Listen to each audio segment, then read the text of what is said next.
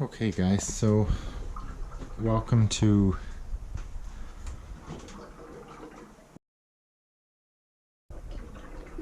filling the system here.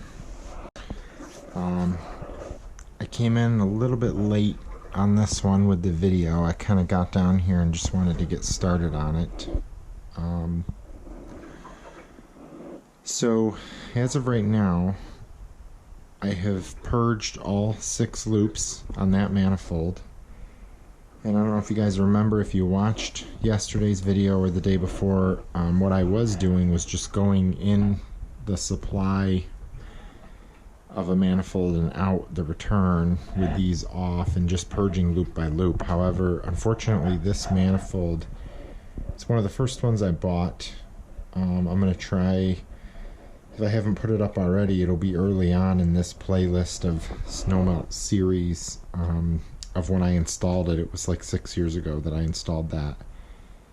And for some reason the threads on it, they're supposed to be male hose thread, but they weren't chased all the way, or I don't know, you can screw a hose thread on like most of the way and then it stops and everything is still loose and it bottoms out and you can't purge it that way. So what I had to do for that one, like I explained last night, I'm pumping in here to this fill valve. Okay, I have that valve closed, so as pressure builds here, it can't go that way, so it goes up the supply.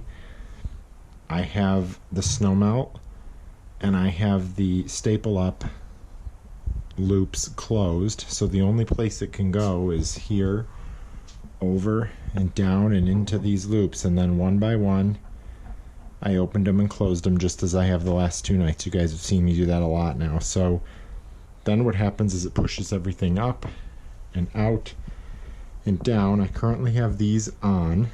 The aquastats are on, so I have the radiant switch on, and I have that middle slab zone and by override. So this Belimo valve is open, allowing everything to go right past it. Comes down, goes through the flat plate, out, over, and then down the purge valve right there. So this has been a lot more difficult than the past 2 nights because of that. There's just a lot of air, and I think it's getting airlocked, and the pump's doing okay. You know, I'm showing on that supply gauge like 45 pounds, 50 pounds. It's obviously not seeing that over here. I did pipe in a PVC drain line there from my pressure relief valve, just in case I do hit 30 on that. It doesn't blow all over the floor, so it'll just go into this bucket. So far, nothing's come out of it. So yeah, right now I've got all 6 of those full. They're all closed off. And what I've been doing is opening 1 or 2 or 3 or all of them and hitting it with the pump. And you can hear it go and air comes out, and then I think it airlocks again, and then I've got to turn it off. And every time I turn it off, you hear these bleeders just let out a ton of air, both on the return, not so much on the supply side, because I think the supply, being under so much pressure, is going. I think a lot of it's in the return, and I think it's air that's in the flat plate maybe that's bubbling up the return, and then it's making its way to here. So I'm just going to keep kind of filling it. I did use my expansion tank hose here temporarily, and I connected it to here, so I might try to do the staple up zone as well. This is all I have left for glycol. I have more water, but I don't want to do that because it'll dilute it down. Really all I have left to fill is the copper on these 2 zones. This one should be, I guess, kind of full. So just, you know, this copper and this copper. So hopefully that's plenty of fluid to get all of that full and purged and get the rest of that flat plate full and all this 1.5 inches.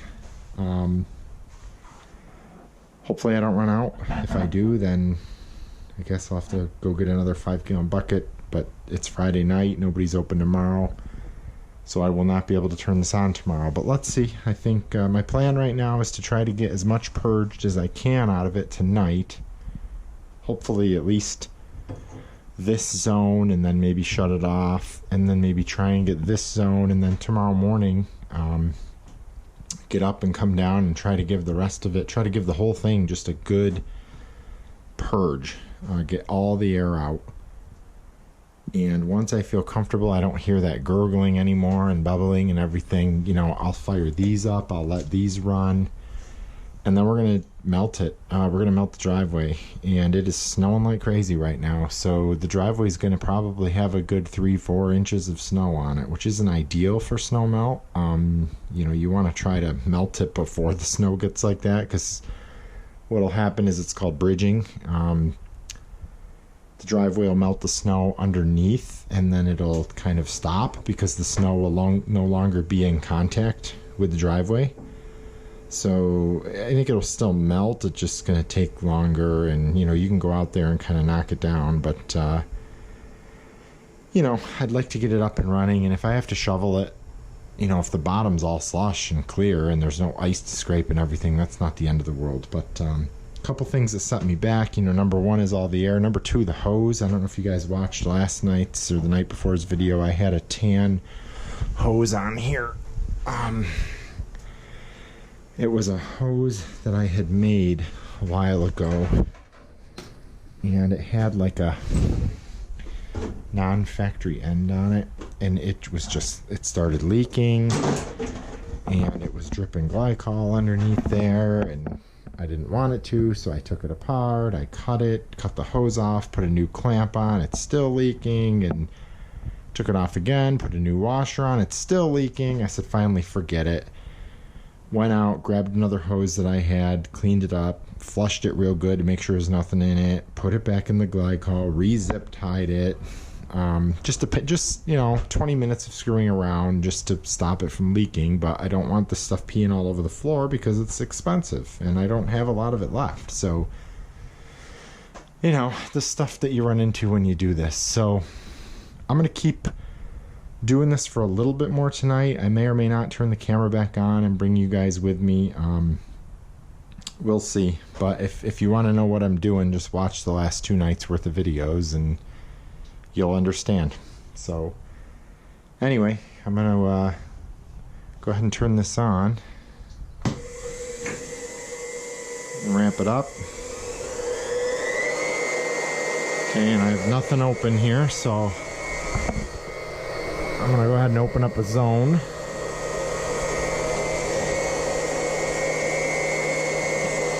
So that zone should be open now.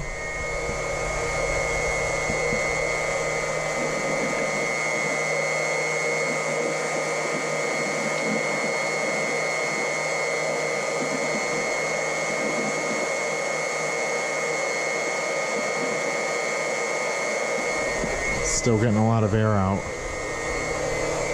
So the other thing I can do here is open up the supply on this, which is probably going to depressurize it. Hopefully all these are closed to where it doesn't push air through them, I hope. Or it might. Nothing I could do about it. These are all tight.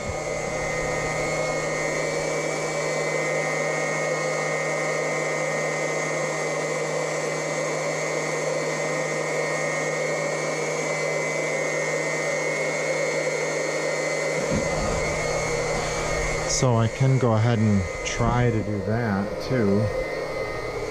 Make sure everything's closed. That's closed. I'll go ahead and probably do the supply first. So we can open the supply here.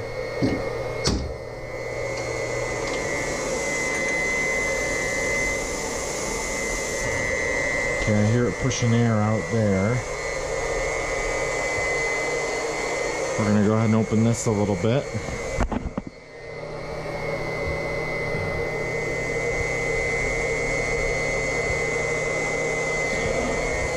these on nice and tight.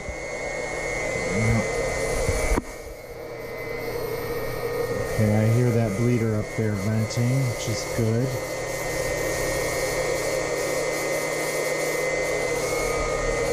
Okay, I'm going to go ahead and open this one up a little bit. I'm going to open this a little bit.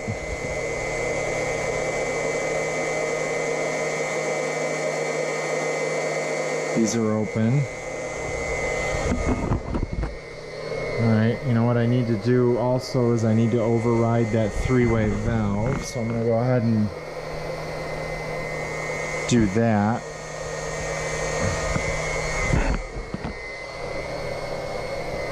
So that's opening.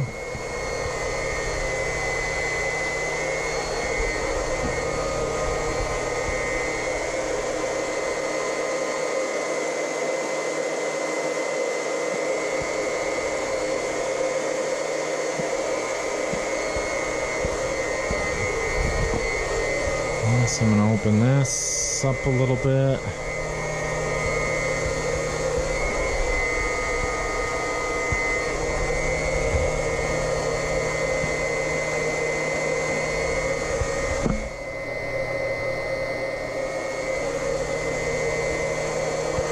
And I'm going to slowly open this.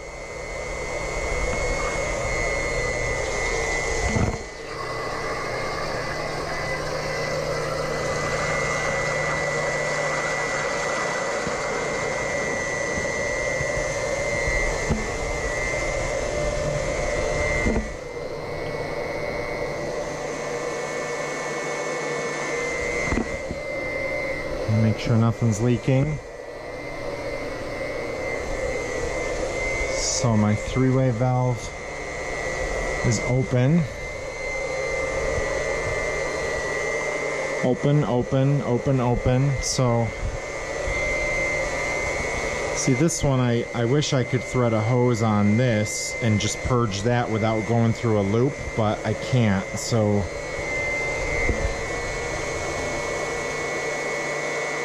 we're getting a lot of air out.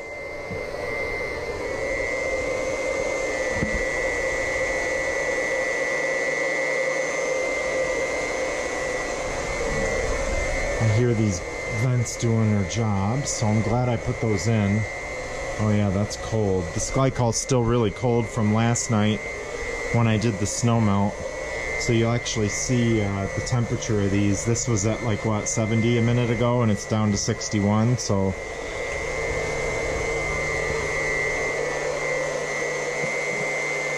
good flow on the return. Now once I get all three of these open, I might have to just be careful that I don't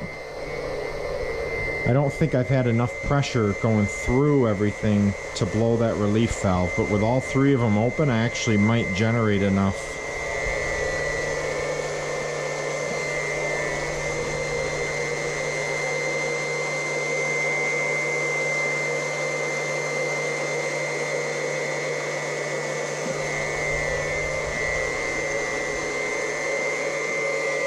Okay.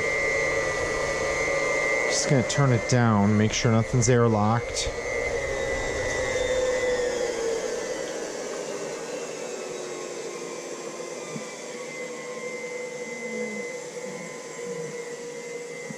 See the pressure drop.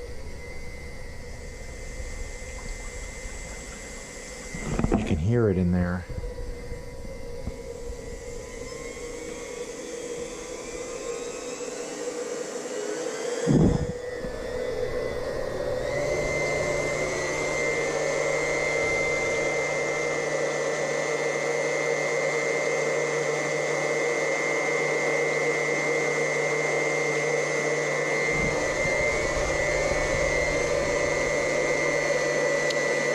Let's open up another loop here just to get some more flow through that zone. Maybe two of them through there.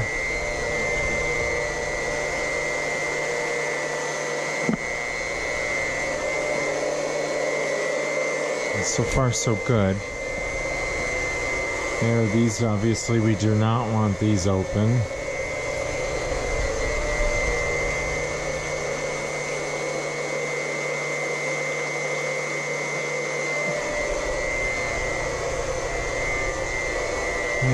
Everything's open.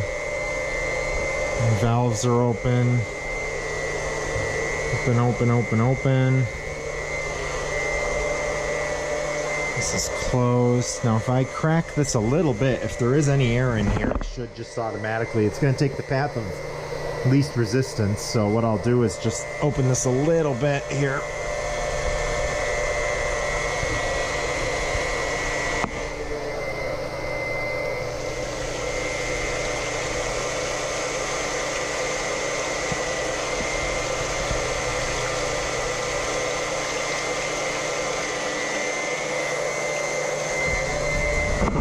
Crack that a little bit. If there is any air in there, it'll get it out.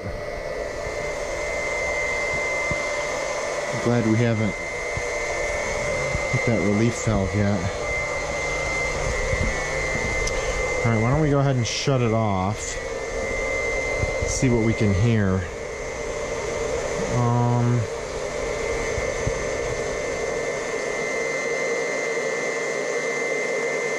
I think before I shut it off though, I want to go ahead and close these so we're not getting any air in them.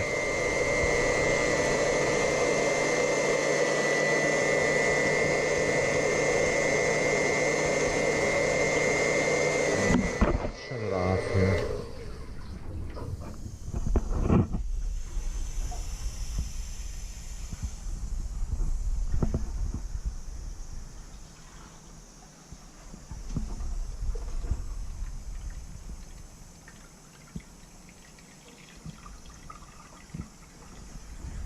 Pump seems to be okay, but one thing I noticed is, man, the back of this thing is getting hot. I mean, it does have a fuse on it, and it is plugged into a GFI, so I still hear air. It's hard to tell which one. No, it's got to be that one, because this one doesn't have anything in it yet.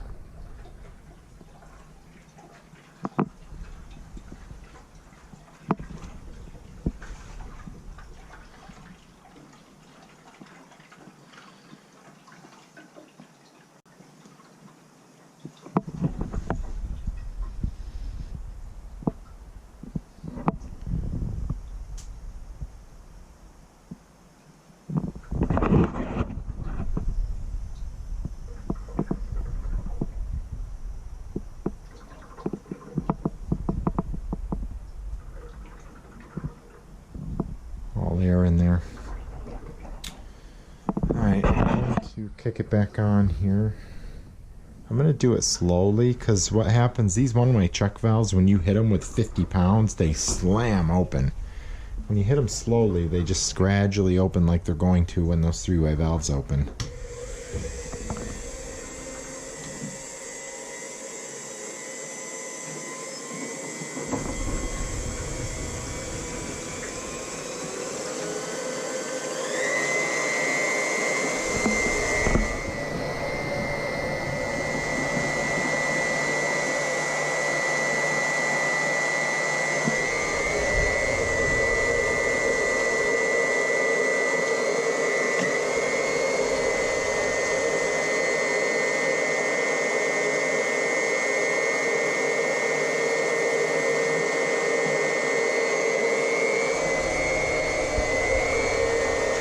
Anyway, I'm going to keep playing with this. The only thing else I might do, I might open that last one. So I can hear air in here. So here's what I'll do. I'll turn this back off.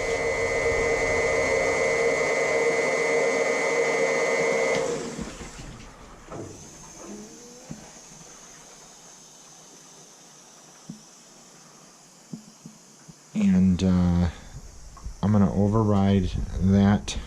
First I have to turn the Snowmelt on so that there's power to that aquastat. Okay, and then I'm going to override it.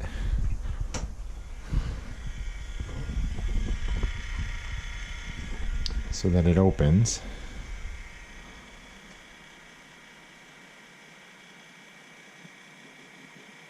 And then I'm going to fire this back up, and I also might open that third loop. And I'm just going to have to keep doing this on, off, and until I can get all this air out of there. And I don't know if there's really a better way to do this. I could hook up to here, which is the purge valve for just those loops. Close this off and get the air out of all three of those loops, I guess. Might be a better way of going. I'll have to think about that, but I'm still doing okay on glycol, so...